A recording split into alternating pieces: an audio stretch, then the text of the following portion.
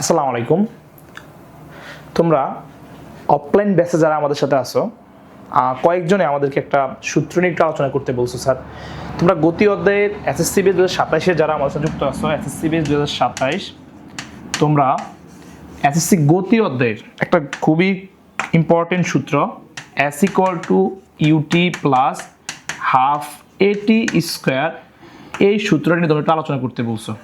যে স্যার, এই সূত্র থেকে আমরা অনেক সময় ইউ এর মান, টি এর মান হাফ এটি স্কোয়ার, অনেক সময় এখান থেকে আমাদের টি এর মানটা বের করতে বলে। তখন আমাদের এই সূত্র থেকে টির মানটা আমরা কীভাবে ক্যালকুলেশন, অনেকেই তো ম্যাথগুলো করে ফেলেছ, যারা দুর্বল রয়েছে তারা এই সমস্যাতে পড়েছ। তোমাদের জন্য আমাদের এই ভিডিওটি, আশা করি তোমাদের গ্রুপে ভিডিওটি পাবা তোমরা, আমরা তোমাদের জন্য এই ক্লাসটি করাচ্ছি, রাইট? তো সূত্রটা কী বললাম? সূত্রটা হচ্ছে আমাদের S = UT প্লাস হাফ এটি স্কোয়ার। তো আমরা যদি একটু সামনে দেখি, এখানে লিখি S = UT প্লাস হাফ এটি স্কোয়ার।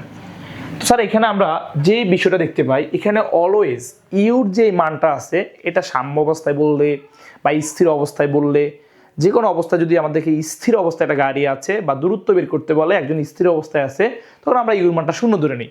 তখন তুমি চিন্তা করো স্যার, যখন আমরা এই ইউ এর মানটা 0 মিটার সেকেন্ড বা 1 ধরবো, কি ধরবো?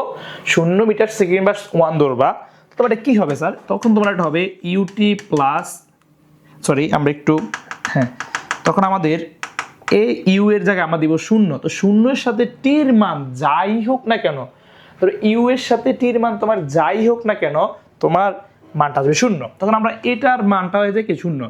তখন আমরা এখানে 0টা লিখি না, কারণ 0-এর সাথে টি গুণ করলে 0 হয়ে যাবে। তখন আমরা লিখি কি শুধু হাফ এটি স্কোয়ার। বুঝতে পারছি? এখান থেকে কি লিখি আমরা? হাফ এটি স্কোয়ার। এখন দেখো, এই যে দুইটা আছে, এই দুইটা কি আকার আছে? ভাগাকারে। এবার আসলে কি গুণাকার আসবে।